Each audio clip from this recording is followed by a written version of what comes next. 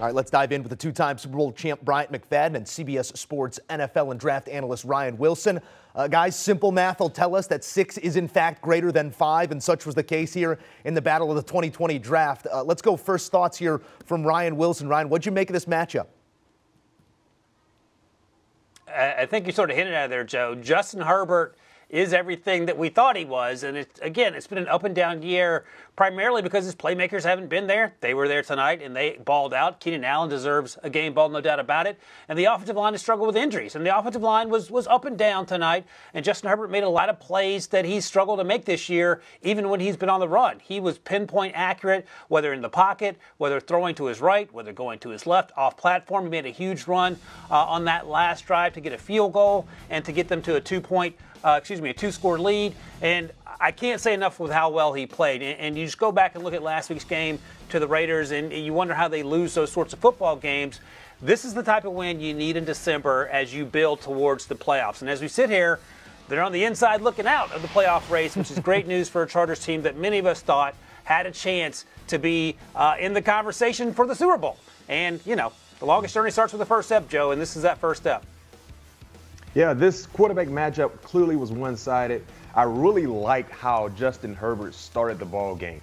Very, very aggressive, played with a lot of confidence. He was accurate, and he's a much better quarterback. Granted, you don't question his skill set as a quarterback, but his quarterback skills, they're better when he has a healthy Keenan Allen in the lineup and an 80% Mike Williams, because I don't think Mike Williams is anywhere close to being 100%, but just having an 80% Mike Williams in the lineup clearly does wonders, not just for the entire offense, but for the star quarterback in Justin Herbert. So he looked like the quarterback that we thought we would see the entire season, and they just played more inspired football. And when they're healthy offensively, yes, we know they can score points, but then if you look at the way their defense played tonight, the energy they were able to display, playing with fundamentals and techniques and just flying around, making things difficult for the Miami Dolphins. This is a team you got to make sure you pay attention to because they will get healthier. You might get Bosa back next week, and they might have a nice push going towards the playoff time.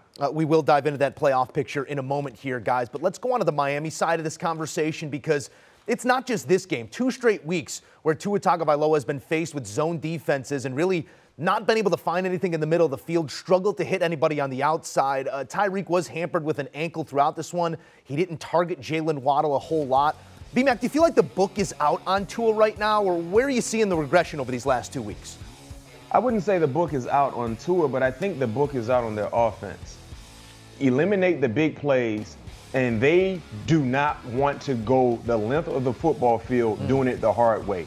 And what I mean when I say the hard way, guys, running the football first and second down, getting in manageable third down situations and capitalizing on those opportunities. They don't want to do that. They want to do it with style. The thing I know about offensive coaches, I say this all the time. Dick LeBeau used to tell us, they're egocentric. If they gain 3 yards or 4 yards on first down, running the football, 9 times out of 10, they're going to throw it on second down. Even if they don't have a favorable matchup in the box, in the trenches. So what I'm seeing from the Miami Dolphins defense, offensively, they want to throw the football. They played against a team defensively that they can't stop the run. They haven't been able to stop the run. Not to mention they're missing their 2 best defensive players in Bosa and Derwin James. Miami did not want to run the football. They didn't want to try to run the football against the Chargers. So I think going forward, they have to find a way to establish some balance because we know what they have at the wide receiver position. They have speed, but that speed means nothing if the defenders don't respect your ground and pound attack. And here's the thing, B-Mac, when you're playing offense like that and you can't stay on the field, that means your defense is on the field for a lot longer. The Dolphins ran exactly 49 offensive plays. That ain't a lot if you're not used to keeping up with how many plays happens in the game. For some perspective, last week against the 49ers, when the 49ers dropped 33 on them, the Dolphins defense was on the field for 84 snaps. Tonight against the Chargers, who were going up and down the field almost at will, the Dolphins team was on the field for 78 snaps. So when you see that, if you're Mike McDaniel or Tua or anyone else with 2 good eyes and can see the football field, you might think, look, let's mix it up, as B-Mac's talking about. But they got behind. They thought they had to lean on their big playmakers. Tyreek had the ankle injury. Joe, you talk about Jalen Waddle. He made his first catch early in the fourth quarter, into the day with 2 catches for 31 yards. You're not going to win football games like that. So I think B-Mac's exactly right. You got to get back to what got you to this point, and that's balance. And you can blame the defense for giving up a lot of points, which they have done on the road. But when you're on the field for an average of 80 snaps the last 2 games, that's asking a whole lot of a bunch of guys going up against, as the saying goes, dudes on the other side of the field that are getting paid as well. And again, credit to Justin Herbert and the Chargers offense, but you got to help your defense out if you're Mike McDaniel and Tua Tagovailoa. All right, let's go big picture then here on the Dolphins, because you stack up all of these negatives and maybe some of the schematic issues. Jeff Wilson Jr. also left this game on a cart from the sideline, so that running game takes a hit. And out in front of you on 6 days of rest is a Buffalo team that appears to maybe be finding their stride down the stretch. Gets a little bit easier beyond that, but you got some big defenses staring you down in New England and New York to end the season, the Jets, that is. Where are you at right now, Ryan Wilson, when it comes to this Miami team and projecting them towards the playoffs? You can't overcomplicate it, and B-Mac just alluded to that. You got to keep it simple. You don't have to make the game more difficult than it needs to be, and by that I mean you got to find balance. And look, we can say the guys are injured and not 100%.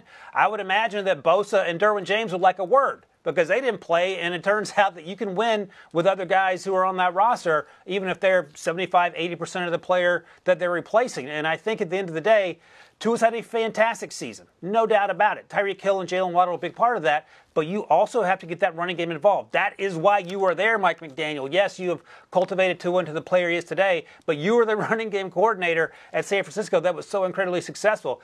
Get back to that, and you might have something. Look, the Bills are, I think you're right, Joe. They're starting to hit on all cylinders, but they struggled today against that Jets team because the Jets were not afraid to lean into the run.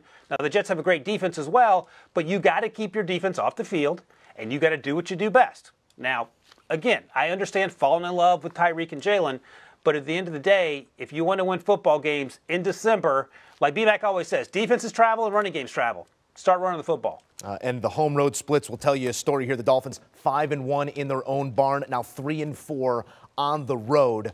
Do you want a sports network that delivers everything that matters about the game? The highlights, the picks, the instant analysis, no yelling, no fake debates, no politics. Hit the subscribe button and never miss a moment.